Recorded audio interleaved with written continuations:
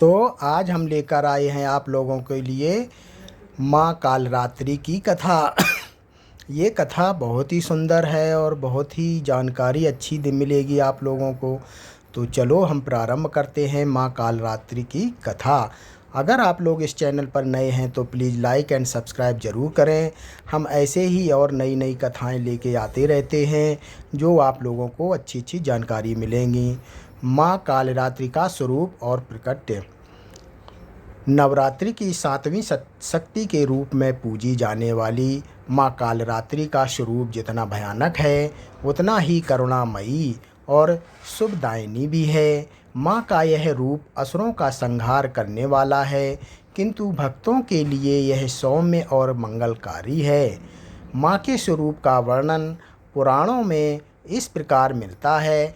उनका वर्ण घनघोर काला है, उनका शरीर भीषण और भयंकर प्रतीत होता है। उनका एक हाथ वर मुद्रा में और एक हाथ अभय मुद्रा में रहता है। उनके दो अन्य हाथों में वज्र और तलवार सुशोभित रहती है। उनका वाहन गधा है। उनकी तीन नेत्रों से अग्नि की ज्वालाएं निकलती रहती हैं। उनकी श्वासों से गरजते बादल और बिजली प्रकट होती है।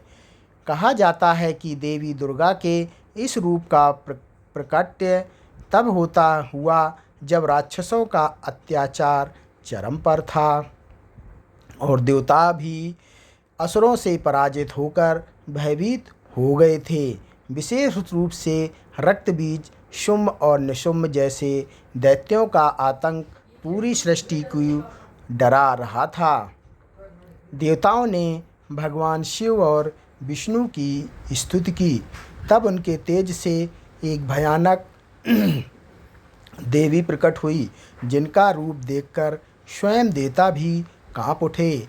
यही थी माँ कालरात्रि। माँ ने प्रकट होते ही घोषणा की, हे देवताओं, भय मत करो। अधर्म और पाप का अंत करने के लिए मैं प्रकट हुई हूँ। यह समस्त दैत्य मेरी शक्ति से नष्ट होंगे। असुरों का आतंक और माँ का संकल्प।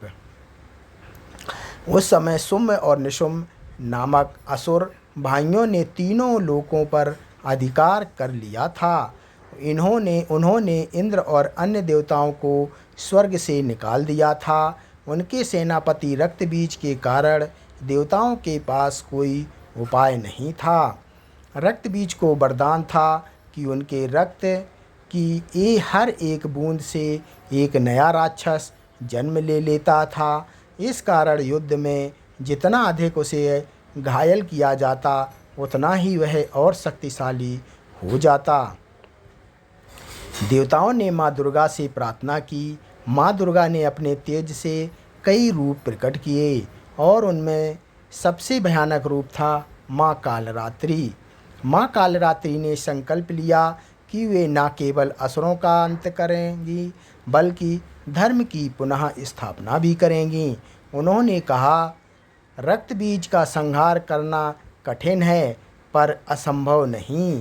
मैं उसकी प्रत्येक रक्त बूंद को अपने मुख में समा लूँगी और तभी उसका अंत होगा।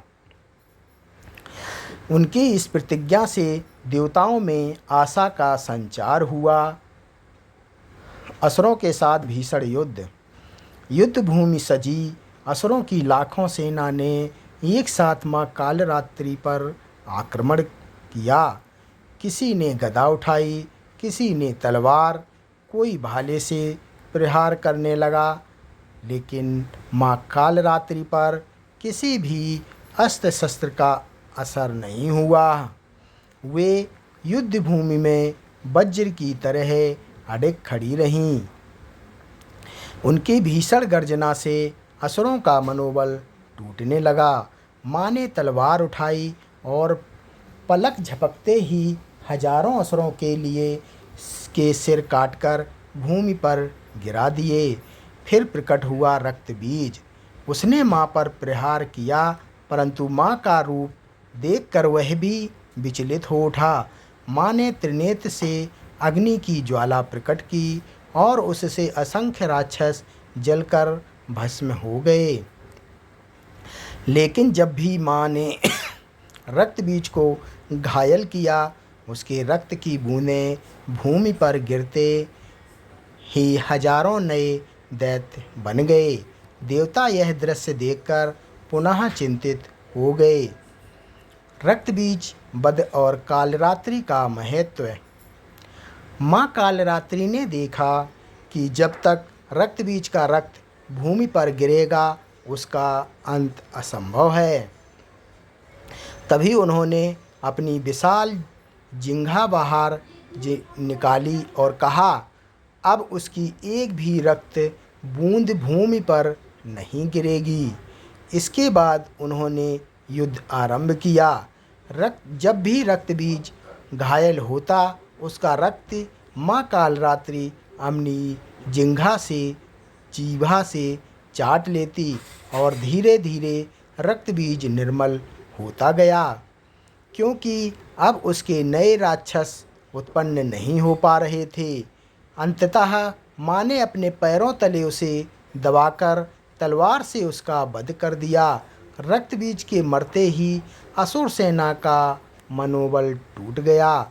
शुंभ और निशुंभ भयभीत होकर भागने लगे।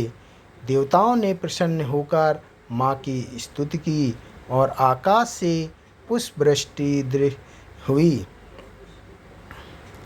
कथा का आध्यात्मिक संदेश।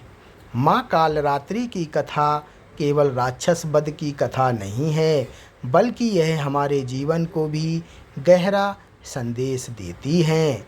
नंबर 1, असुर हमारे भीतर की बुरी प्रवृत्तियाँ, क्रोध, अहंकार, लोभ और आलस्य ही असुर है। इन्हें समाप्त करने के लिए हमें अपने भीतर की दिव्य शक्ति कालरात्रि को जगाना पड़ता है। नंबर 2, रक्त बीज। नकारात्मकता की एक बूंद भी कई नए नकारात्मक विचारों को जन्म देती है।